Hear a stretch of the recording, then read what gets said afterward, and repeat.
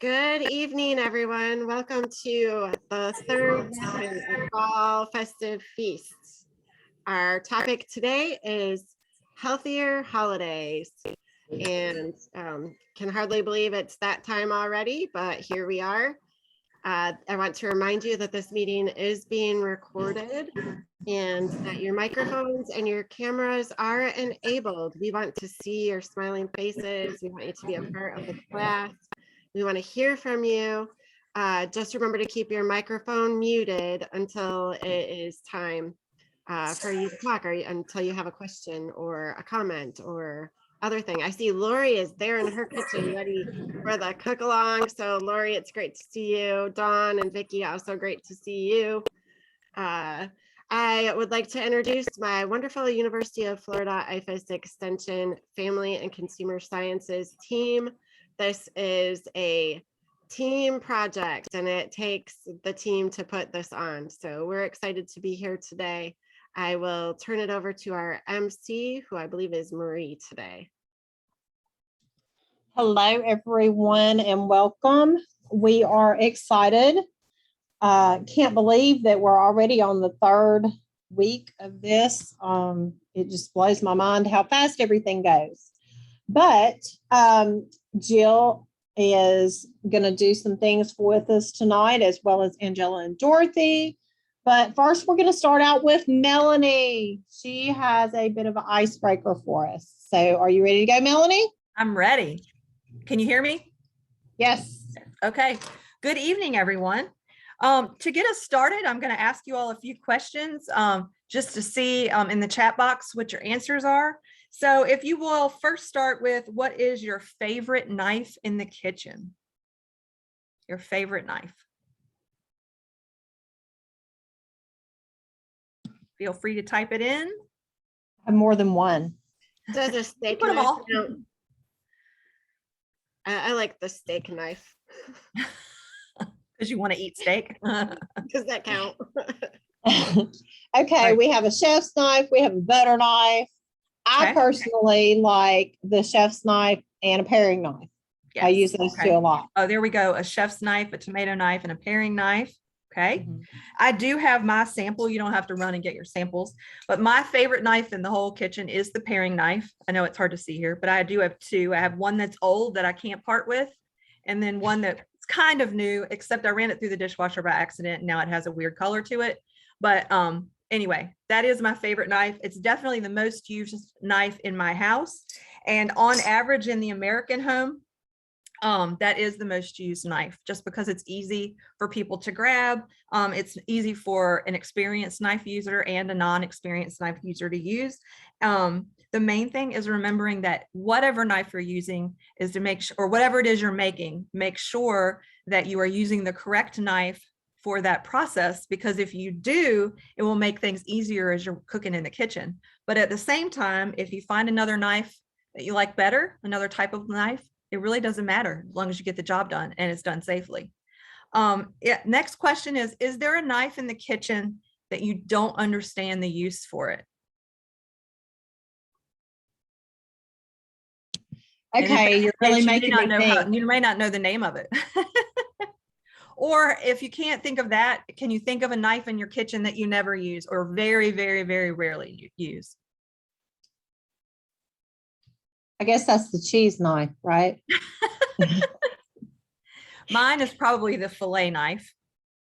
Okay. I mean, we just don't use it frequently. I kind of forget we have it, kind of gets hidden in the drawer. Catherine said it is a super long and has many ridges. Is it a bread knife? Yes, it probably is. And I could grab mine in a minute. A butcher knife. Okay. Yeah. I don't own a butcher knife because I don't really slice up my meat like that. I get it done at the store, not at home. Do you butcher your own meat, Marie? No. I don't have one either. Yeah. So just I guess that's is that kind of like a meat cleaver? Is that the same thing? Yeah, same thing. Okay. Yeah, I don't have one.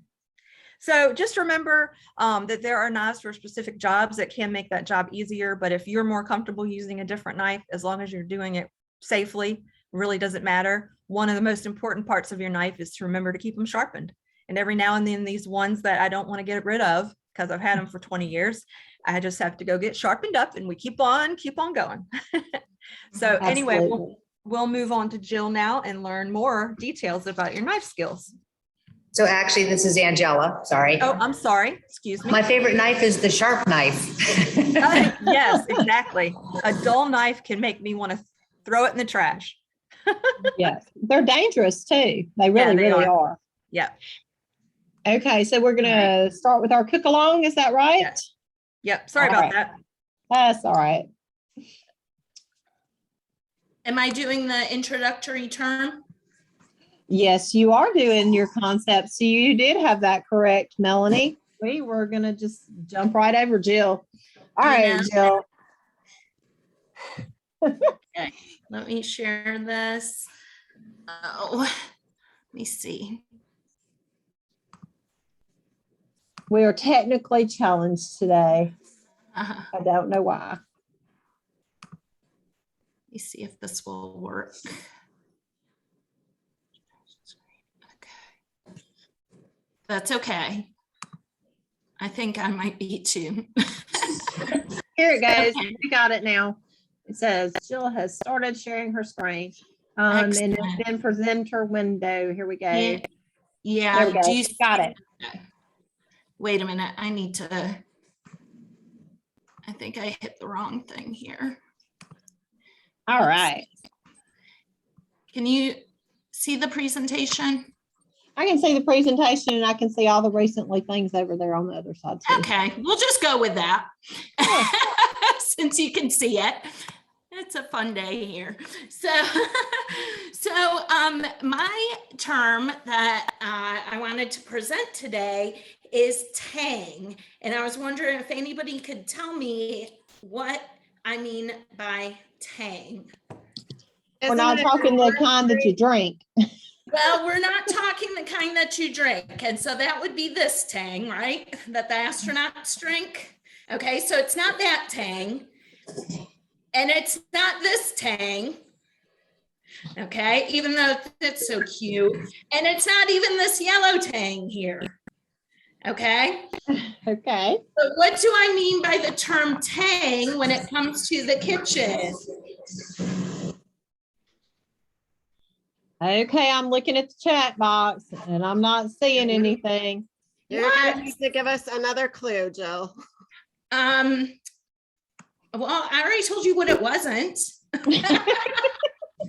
It is in relation to knives. So I don't know if you can see this knife.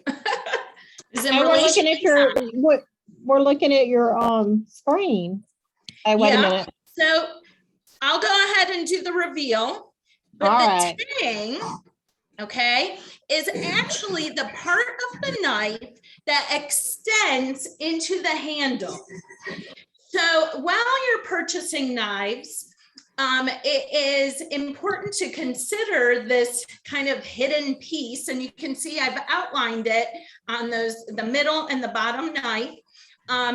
What some of those tangs or what the outline might look like. So in the center photo or picture, you'll see a very long tang, and that is considered a full tang. That means that that piece of metal, that one piece of metal extends fully into the handle. And on the bottom picture, you'll see a partial or a half tang. And the purpose of the tang is to allow for things like balance and weight and overall maybe sturdiness of the knife. So something to consider when you're looking at purchasing, especially if you're spending a lot of money, are the types of tang. Now for a lighter knife, okay, that won't weigh your hand down or make you feel heavy or make it feel heavy, you may want and prefer that half tang. For a heavier feel of a knife and maybe some more balance, you'll want to look for knives that are advertised as a full tang. Okay. Any questions on tang? And I can't answer if they still make this kind of tang. I just don't know. I was gonna ask too. Yeah. I just don't know if they do. So, Awesome. all righty, that's my helpful info for today. All right. Okay, so Jill, we're going to get you to stop sharing, and we are going to move over to Dorothy and Angela, and I'm going to spotlight them. And ladies, take it away. All right. So Dorothy is kind of behind me, but you're going to see her face a little bit later if you don't see it now. But we're going to make, we're calling it in the recipe that you guys have, air fryer eggplant Parmesan.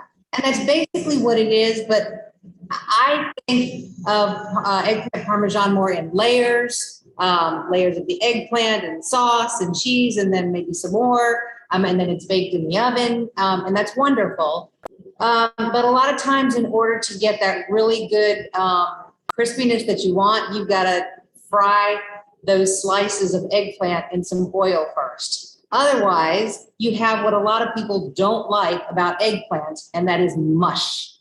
Nobody likes mushy, well, some people do like mushy eggplant, but a lot of people like crispy eggplant. And so these are going to be really more like snacks, crispy eggplant Parmesan snacks. And so that's what they're going to be, little individual ones. When you are going to pick an eggplant, they do come in different colors. So they do come in white, and they do come in that really dark purple black. So if you are trying to pick one, you want it to be as, I don't know if we can see very well, but as shiny as possible, black without blemishes. This one's got a couple little dents in it, but it's nice and it's shiny and it's very, very dark. And that's what you want. If you're going to grow your own, you want that nice shininess to it. And the reason that we're going to air fry is not only crunchy, which is a thing that we really like in the United States. They might like it in other countries as well, but we like crunch. So what we're going to do is I'll show you what we've got going on here, and I'll go by the recipe as much as possible. But one of the things that I like to do to add a little extra crunch, the recipe called for 1/2 cup of Italian breadcrumbs. And I've got about 1/4 cup of breadcrumbs, but then I've got 1/4 cup of panko or panko, depending on how you want to pronounce it, breadcrumbs. And those are super duper extra crunchy things to have. So these will be like even crispier, crunchier little eggplant rounds. So the first thing we want to do is cut the eggplant and slice it up into about 1/2 inch thickness. And you don't want to let those sit around for too terribly long, because actually I need to turn this sucker back on. It didn't like the fact that we waited so long. And I'll tell you about the air fryers in just a minute. There we go. Go. Okay. Ooh. Sorry. Okay, I will add the food in a minute. It's telling me to add the food. I'm not ready yet. Different air fryers are different, so read manufacturer's instructions. I know one of the ones that mine says is don't use olive oil if you are going to use an oil for something. I have and I haven't had a problem, even though you got a really high heat. But follow your manufacturer's instructions. Don't necessarily do like I do. But things like peanut oil, if you are going to use some oil, work really well. But this works healthier because, one, I decided to choose a whole grain flour and also no oil whatsoever. And in the pans that I'm going to be using, there are holes in the bottom so that air can get around all through it. Okay. There are some things that are more that you could use, because mine is also a grill. So you could use something that sits in there a little easier and makes grill marks. Don't know. Let's see. Well, you can kind of see that a little bit. There we go. Grill marks. All right. But we're not grilling today, so we're going to use the basket one. Okay. And what I've done is you're going to cut slice of the eggplant. put it in the flour. Again, I used whole flour, but in all honesty, it was because that's all we had in our kitchen here at the office because we're just so healthy. But it works perfectly fine with regular flour as well, but we just got a little extra oomph going on there, okay? So we're gonna coat it in the flour first. And then I've got some beaten egg that we're gonna put it in the egg here, flip it over. And then I've got the breadcrumbs, the herbs and spices, there's salt and pepper, there's basil, there's Italian seasoning, those sorts of things, okay? But I've already got 4 that are ready to go. What I'm gonna do is put those in the basket. But I wanted you to see the basket first so that you knew that there were those holes in there. And it's kind of like convection in that, you know, the air is gonna circulate around. That's what's gonna help to make that crispiness and help you to save on those calories because you don't need to have that oil in there. So I'm putting these in here. And I'm gonna lift this up. Now, the recipe calls for using 370 degrees, I believe. Is that right? 370? Yes, 370. Mine doesn't do 370, but it does 375. So by golly, that's pretty good.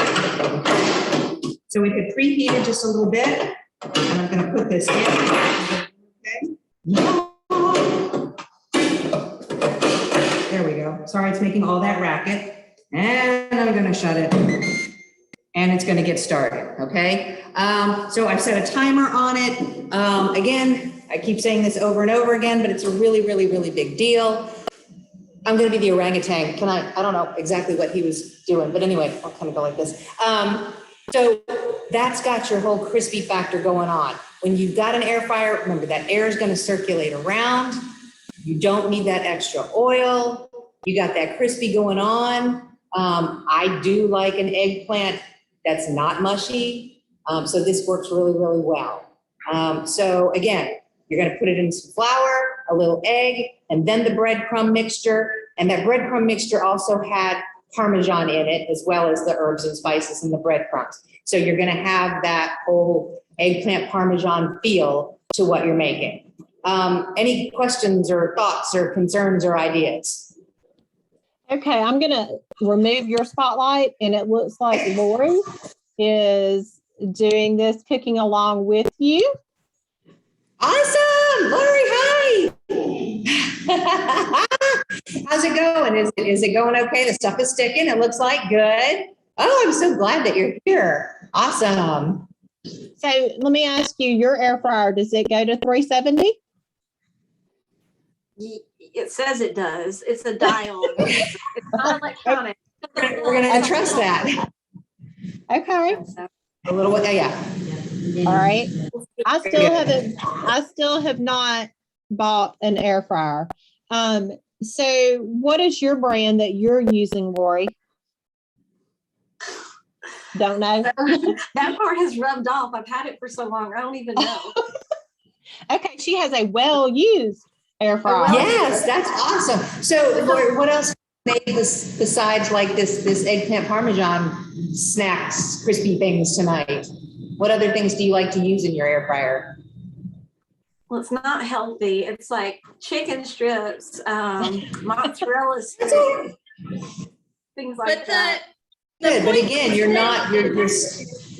skipping that deep frying process. So it's healthier. It's healthier. Go, Lori. Yes, very good. So Angela, what's the brand of your fryer? Because that was the question in the chat. It's a Ninja I do everything kind of air fryer. So it grills and it air fries and it roasts and it bakes.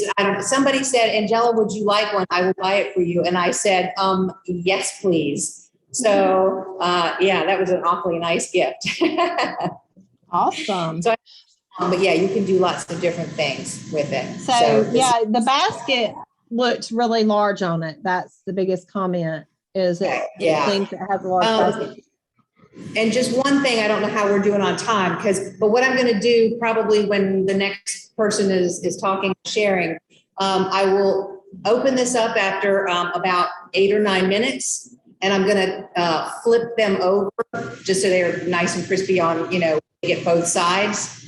And then Okay. put them in for another 5 minutes after that, and then I'll add some other toppings. So if there's Okay. not any questions, we're good on this part. Eggplant is really good, especially if you can eat the skin. That's like with most fruits and vegetables. If you can get that skin, you get a lot of extra nutrients and fiber in that.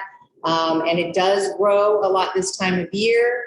And you can grill the eggplant as well. Sometimes that works really nicely. But the air fryer does that awesome thing where it's still crispy, crunchy, makes your mouth happy, and you save on all that oil and fat calories. And it smells awesome. And Dorothy says it smells awesome. Okay, I have another question. Since we're talking about air fryers and you were referencing all the holes. So if you do have small items that would be able to slip through those, do you have a trick? I had my brother tell me that he put a coffee filter down.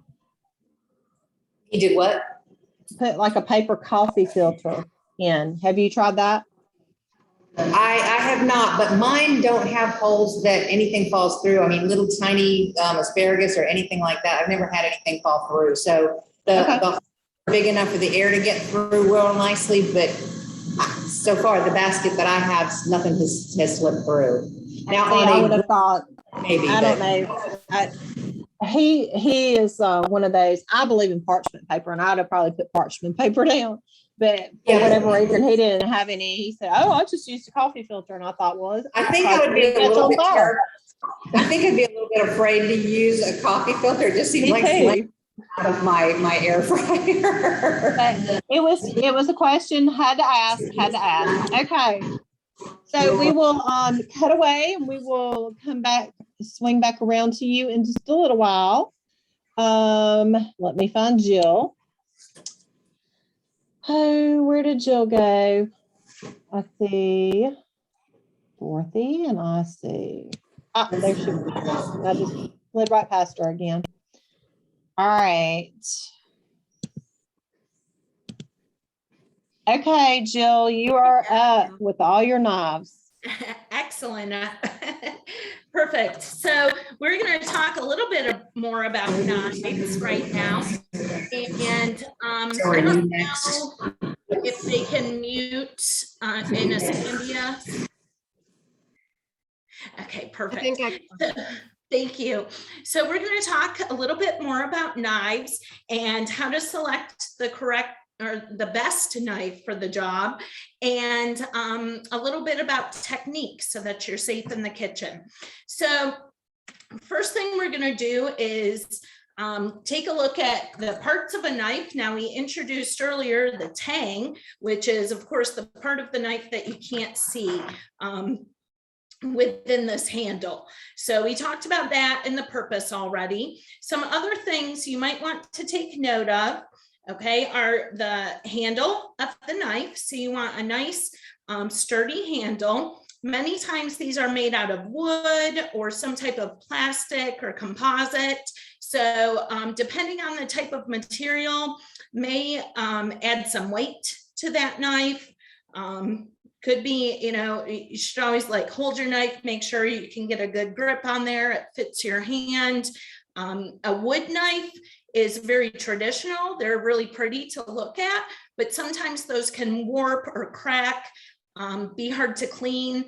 So, just something to consider when you're purchasing knives. Okay, here we've got the spine of the knife and of course the edge of the knife, which will do the cutting. Of course, you want a very sharp edge. So if you've got dull knives, they can actually be a food or a kitchen safety hazard, since they may slip, okay, when you're trying to cut something that's very difficult to do, okay? And of course, you've got the tip of the knife and also the heel of the knife, which is the edge of the blade closest to the handle. Okay, so Melanie asked earlier, what's your favorite knife? And I didn't answer because I wanted to show you my favorite knife. And we'll go over just a few different knives here. Here I've got, this is actually my favorite. This is called a Santuco.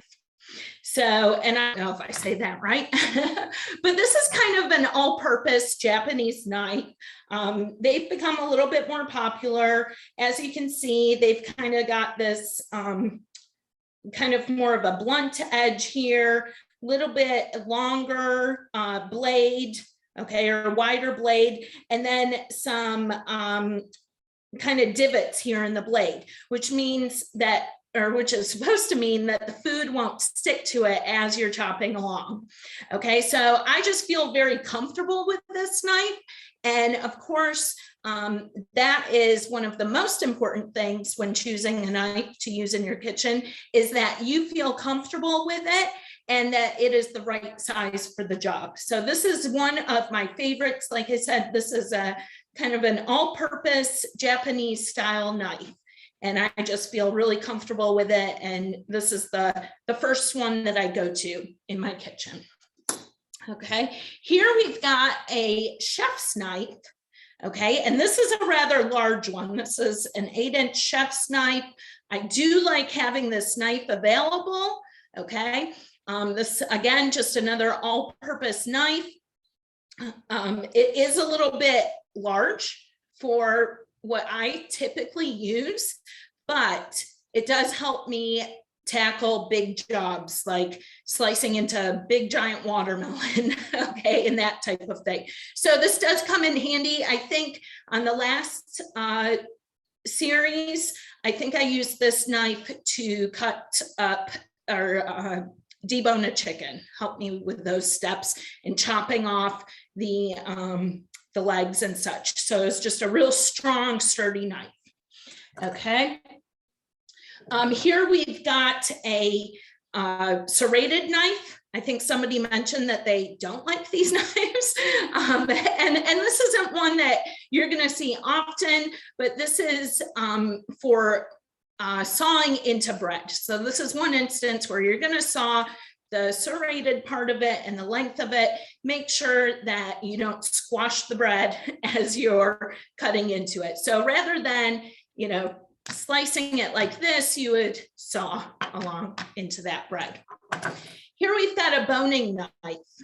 And this type of knife is used to remove bones or even connective tissue and things like that, or fillet foods. So you can use this for mostly meats, chickens. You'll see that it's got a nice curved blade, and that, so it kind of easily goes along and maneuvers with the meat. Now, some of these you can press and you can kind of see, and I think is my second screen frozen?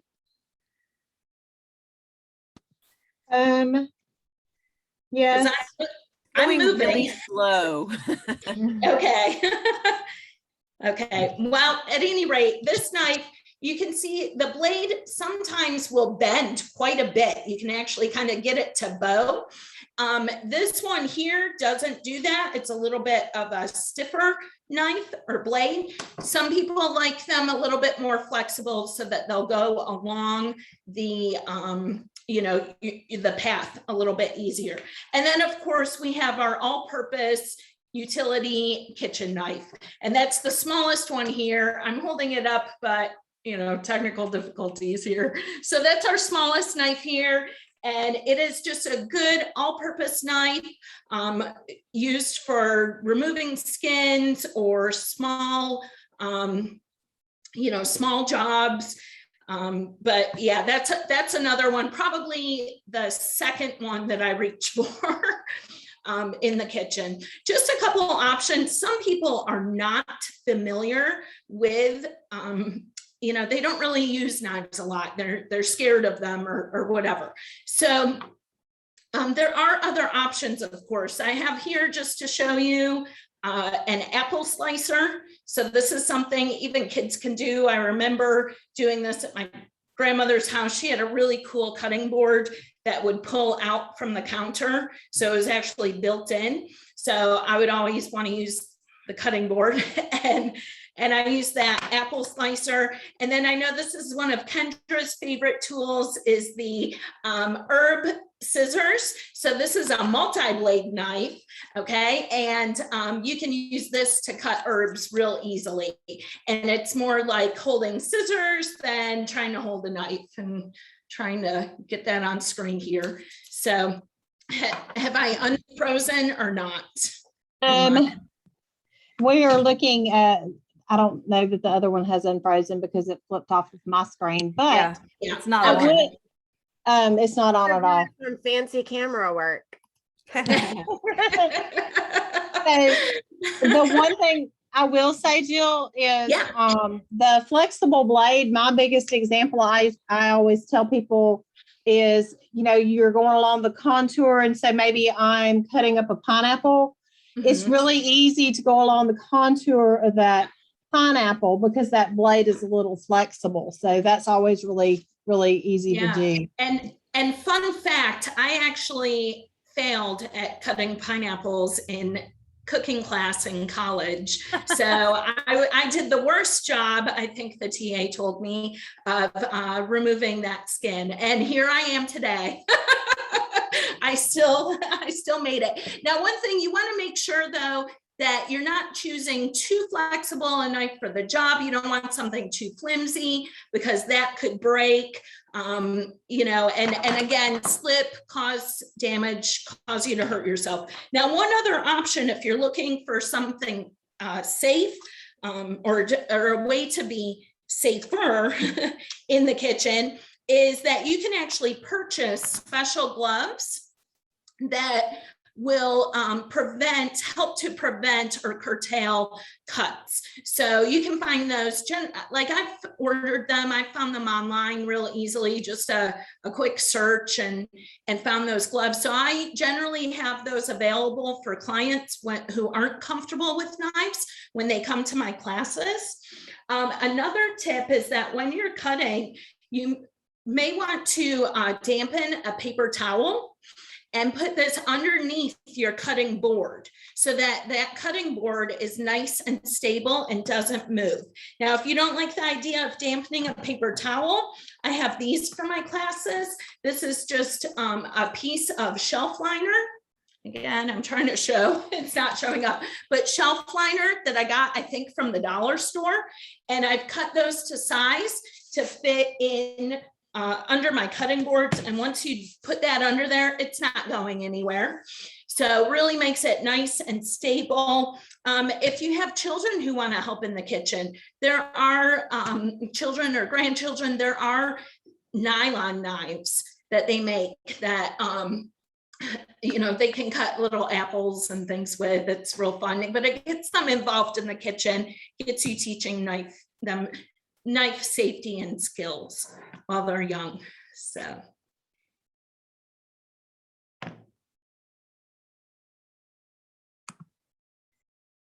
Awesome. Thank you, Jill. I've been trying to explain the chat box about how I use that particular knife to cut a pineapple. So I literally will cut the top and the bottom off the pineapple, and then I will have the pineapple where I will place my thing, you know, I'll start my cut along the side, and I will then take my finger and just kind of saw, but the blade is so flexible, it's really easy to go down, and then you have that contour. Well, yeah. Also, think about if you're cutting a mango, because, you know, it has that heart-shaped seed. And what you want to do is not, if you have a very rigid knife, you would cut straight down. Following that contour allows you to keep more of the fruit so that you're not discarding it. So, and that's where I failed, like I said, in college. But I don't like pineapples, so it didn't bother me too much. I love it. I especially love it on the grill. Yeah, I know people love it, but it's okay. More for you. So yes. I'm going to, that is all I have. If we have more time, I'll work on my camera and see if I can get that. If Dorothy is ready, Later on, if we have a few minutes, I can easily show a couple of different chops. Hang on. Okay. Somehow or another. There we go. Oh, People keep okay, moving great. around. Okay, the holiday season is just around the corner, and that means baking time. It's time to get out all of those traditional recipes and all the equipment that you use during the holidays and bake some of those wonderful holiday items that we enjoy throughout the holiday season. And oftentimes when a recipe calls for a specific ingredient, we may not have that ingredient in our pantry or in our cupboard. I know I've been in the situation where I'm gathering all my ingredients for a special recipe, and at the last minute, I find I don't have that particular item in my pantry. So there are some substitutes that you can use. And so we're going to take a look at few baking substitutes this evening, and also some healthier ways that we can prepare some of those holiday bakery goods that we all enjoy during the holidays. One of the things that oftentimes a recipe, especially during the holidays with certain types of cakes and pastries and so forth, ingredient would be buttermilk. And that's probably something that most of us just don't have in our refrigerator most of the time.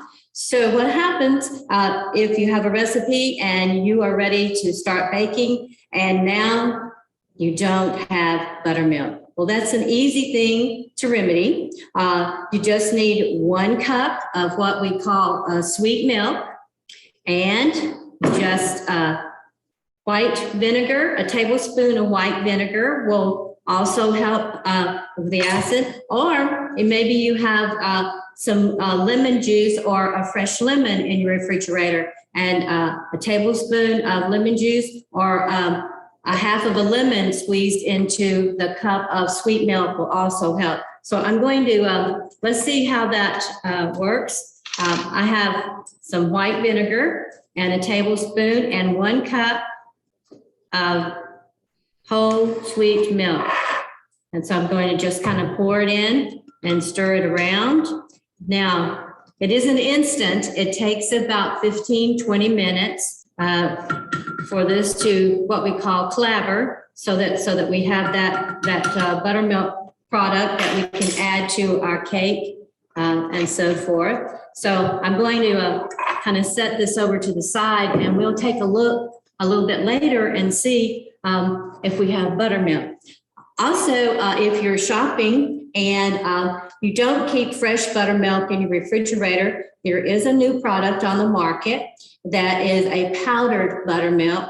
And what you do is measure out the amount that you want to use and then reconstitute it in water. And so that's an easy way. You can store this on your shelf for about 6 months or so, up to 6 months. It stays fresh, and you can reconstitute it when you get ready to use it in your baking goods. So that's an excellent way to have what we would call buttermilk on hand for our baking. So let's talk a little bit about the milk. We all know that milk is a very important ingredient in baking and so forth. And there are different types of milk that we can substitute for whole milk or for what we call regular sweet milk. One is evaporated milk. And I like to use the small cans. I keep them on hand in my pantry because the small can is about 5 ounces. And when I reconstitute it with about 5 ounces of water, then I have a little over a cup of milk, and it makes it quick and easy also. Non-fat powdered milk is another excellent thing to have on hand that can be reconstituted and used in a lot of baking and substitutes for whole milk or 2% milk in our recipes. Another ingredient that oftentimes we might not have on hand is self-rising flour.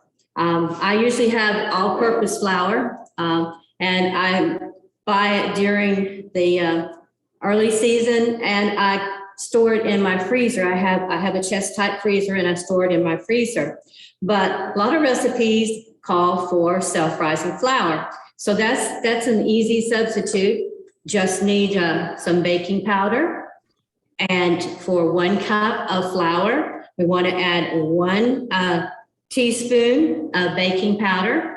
And that will work in helping our baked goods rise and so forth. One of the things I wanted to point out about baking powder and some of the other products that are powdered that we store on our pantry shelf or in our cabinets is the fact it's a good idea, if you don't use them often, is to put a date on the top of your can. And that way you know that this is fresh. I don't use a lot of baking powder, and I don't use a lot of other powdered ingredients. So I date them, and I also date my spices so I know how fresh they are. So probably I was looking this morning in my pantry, and I found this particular can of baking powder, and the date, I'm thinking, no, this is not going to be used for baking because it's just a little bit, it's not quite out of date, but for a quality product, it would not be one that I would want to use. So it's very easy to use the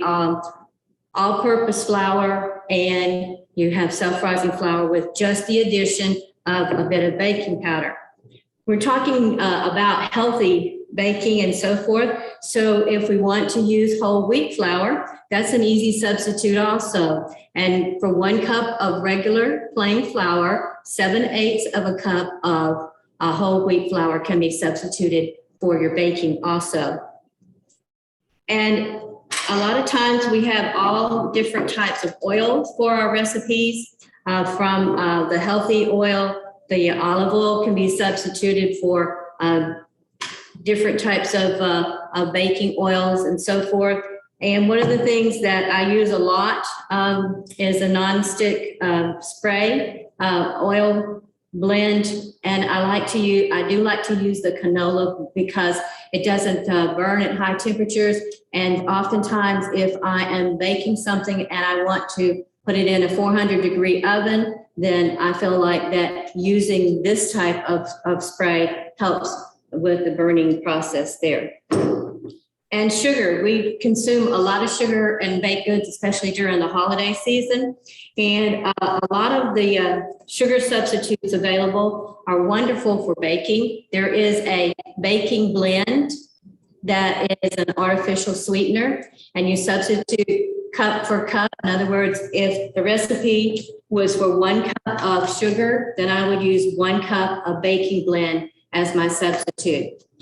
Brown sugar is used a lot in baking, especially with cookies and so forth, and gives them a little bit of crispness and so forth. And there is a brown sugar artificial also baking blend that can be used there. Just remember that there are some artificial sweeteners that break down under heat. So we don't want to use anything of that nature because you won't have a quality product. During the season, I've noticed that pumpkin spice, everything from drinks to pancakes to muffins to donuts, to just about anything you can think of. And you can make your own pumpkin pie spice. We talked about that, I believe, last week at our last session about the different spices that we can combine to produce a pumpkin pie type spice. So those are just a few of the substitutes that you can use in your baking. And in case you get to that situation where you don't have the product that's called for in the recipe on hand, you can make a substitute. And these can be healthier substitutes, like with using the olive oil, using the canola oil for different oils and so forth with butters. Oh, and one of the things I wanted to point out about using fats in baking cookies and so forth, the soft margarines have a lot of water added to them. And in baking cookies and so forth, it's just really not a good quality product to use because your cookies are not going to be that nice, crisp type cookie that you might be aiming for. So using substitutes, there are a lot of substitutes available to help with that baking during the holiday season. So I did have one question for you, Miss Dorothy, and that is the powdered buttermilk. Once you've opened that, do you have to store that in the refrigerator or the freezer, or can it just go back to the pantry? It can go back to the pantry because it is in a powdered form.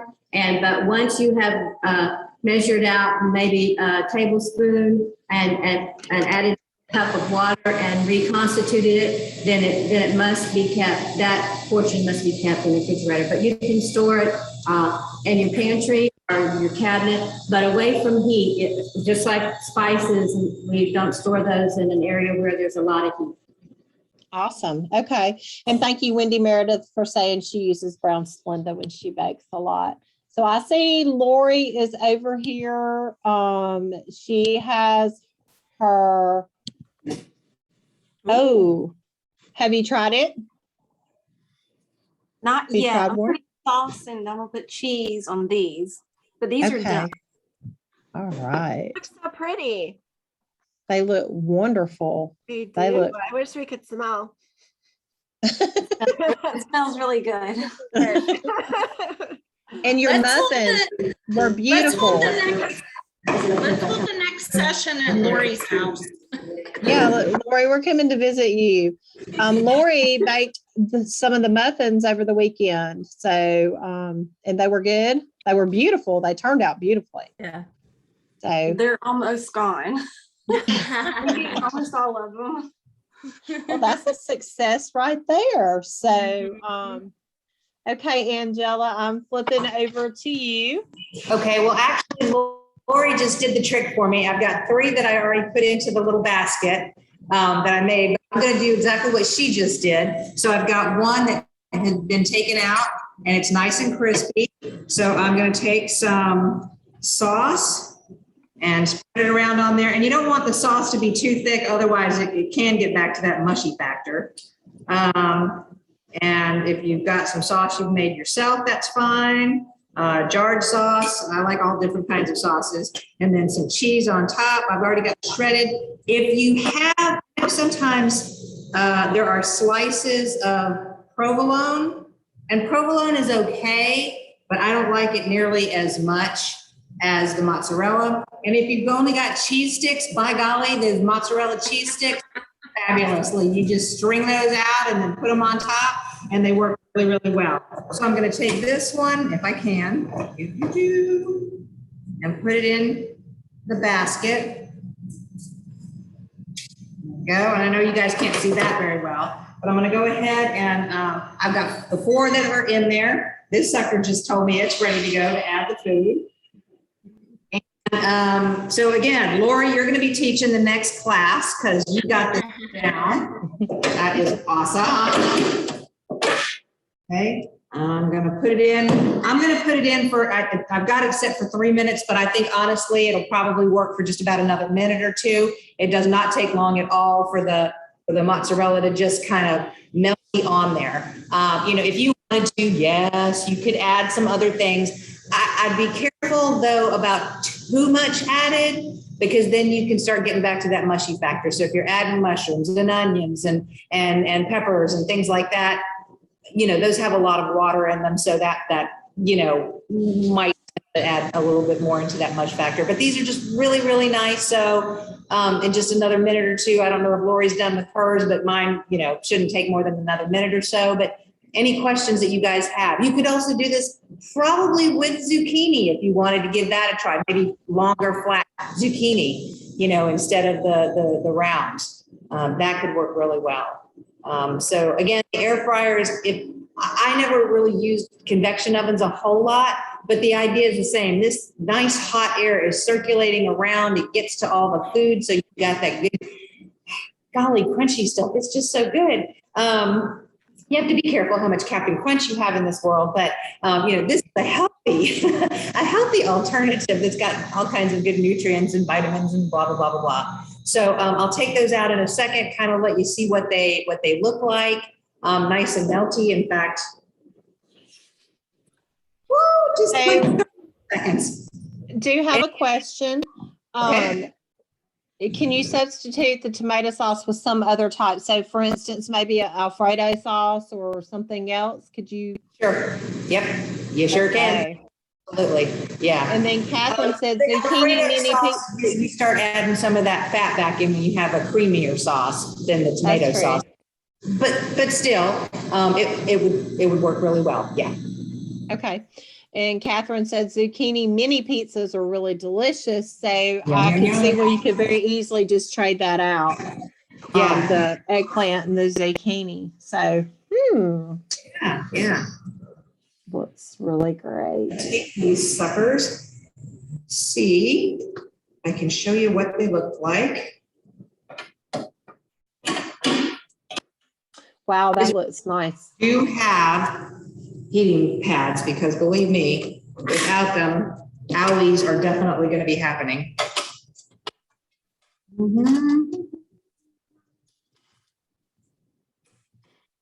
Ooh, yum. Yeah, I'll take most of them out here. Sometimes they don't want to come out, so they might get a little uglier. But anyway, I don't know if you guys can. No, we see it perfectly. They look wonderful. So they're good. They're crispy. You still got the stringiness of the mozzarella, which is always fun. It's tasty. You can, add the herbs and spices that you like. And again, I threw in a little bit of the panko breadcrumbs just for a little extra crunch. But anyway, a nice, good, healthy snack, whatever you want to make it to be. So other thoughts or questions or ideas or things on air fryers. Oh, let's see. Oh, look how pretty. Yay. Yes. Those look fabulous. Yay, Lori. You're like our go-to person for cook along. You always are such game for all the stuff we throw at you. Yes, we get to tell everybody all over the place about you. So, Catherine, that's so very true. It's a really great way to sneak vegetables in because you've made it something fun. And if you let the kids help make it, then they're more likely to eat it. So, yeah, Wendy says, Angela, you guys really need to be thinking about preparing that for them for lunch tomorrow. I think I'm headed to Pensacola tomorrow. Right before we go out to the fairgrounds. Yes. Yes, exactly. Okay, I wanted to share with you our buttermilk. It has sour, it's flavored now. And so this would be ready to put into any type of batter that we might want to do, a cake batter or whatever. Can you tell at all? Oh, yes, you can tell. You Okay. can see yeah. It's a much It's a thicker fine, and lumpier. And you can kind of see where it's.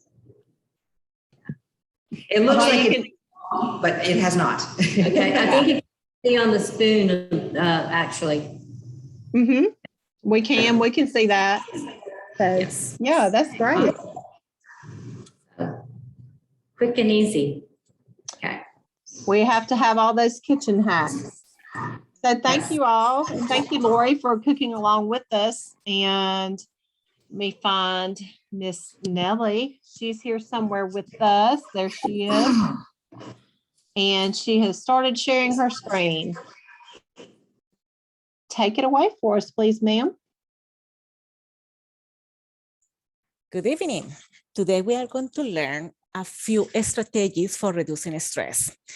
So something that we have learned in the past sessions are that everything around us are a stressor. So we need to start to see how we can target and diminish the amount of tension they can produce in our body. That depends on you, according to your needs, personality, and desires. Everyone has different of these, so it's how we're going to implement those with us. So for managing stress, the first thing that we need to do is analogy between the car and the fuel, because those are resources for coping. If the car doesn't have the fuel, the car doesn't going to run. If the car doesn't have a right and proper maintenance, doesn't going to be working as well. So for this one, we need to see how we are going to have certain kind of organization and behavior change. If you are stressed because of disorganization, taking some time out to get organized can help. For example, if you are stressed because you are always forgetting appointments, paying bills late, etc., finding systems that will help you to stay more organized will lessen these events and therefore lessen your stress. Maybe you need a day planner. Maybe you need to take time every day to write a list. Maybe you need to set aside a place for your bills and set aside a date of days to pay them. Taking the time out to plan and organize now can you reduce your stress later. Setting a budget and keeping to it will help you feel less financial stress. You might need to make some tough choices, for example, selling property or belongings, moving to a smaller residence, or getting a second job. However, taking time out to plan your finances will help you feel less stressed about them. Sometimes there are financial crises that we cannot control or things that you cannot plan for, but if you can control it, doing so will relieve the pressure and stress. Sometimes just everyday activities can become stressful. By changing when or how you accomplish these activities can reduce your stress. If traffic gets stressed you out, try to change your driving patterns, your time of the day, your route, or use public transportation is available. If these aren't options, can you telecommute to one day a week? Can you put in a relaxation tape or listen to a relaxing music? Maybe changing the way you think about the situation can help. For example, thinking that you will never get out of traffic or that another driver is rude and toothless will make you angry and stressed. However, thinking that you are in a rush and rude drivers must be in a hurry for a reason make you feel less angry and stressed. How we think affects our mood and behavior. So this is important because it means that we can change the way that we feel. So we have that power that we can control the stress. So by changing our thoughts, emotions, or behaviors, we can manage our stress. This is the good tool that we need to learn. How we think about things have a process. The neural networks, one negative can shoot off a lot of other negative thoughts. They're multiplied. However, the same for positive. So one positive can multiply many positives around us. Some of us are more negative thinkers, like my family, and some are positive thinkers naturally. However, we can go against the grain, need to be conscious of our self-talk. Examples of a changing thoughts, also different behaviors can have an impact on the way we think and our mood. For example, smiling and exercise that change everything surround you. So let's practice gratitude mindfulness. Today we have eaten and we have seen a good food that every one of us wants to try on. And we hopefully will be there to smell it. So how are we going to practice the gratitude mindfulness for the time of the holidays and the time that we are going to spend together is how we're going to decompress the stress. And we are going to enjoy the little gifts that we have every day. Okay, so for tonight, ladies that you're going to be eating, start to giving thanks before each meal. Recognize all those people who work hard for us to have the food on our table, like the farmers, the delivery man, the grocery assistants, and the person who cooked the meal. That's something that we don't do. And something I want to encourage you this week to do is start to be practicing gratitude mindfulness, giving thanks for everything that is happening in your day since you wake up. When you open your eyes, that you can see. When you are hearing something, that we have that ability that we can walk. So those positive thoughts are going to be multiplied and will be doing our life better. Thank you, ladies. Thank you. We all need to be very grateful, and absolutely, we do need that reminder to practice that and thanking all of the people that do so many things for us each and every day. So that is it, unless there's any burning questions. Anybody have anything else they would like to say? Catherine, if you want to go first, go ahead, but I have something to add. So I was just thinking about the knives, safety, and one thing that people always think about sharpening the knives, which is the edge of the blade, which is true, but you also need to make sure that that blade is straight, because if you have a dip or a bend in the edge of the knife, that also can cause it to seem that it is unsharp. And so when you press down on the food item, it won't cut easily, and that's how accidents happen as well. So I loved all the knives. Thank you, Jill, for that. But I was just thinking about not just sharpening, but also making sure that those blades are straight.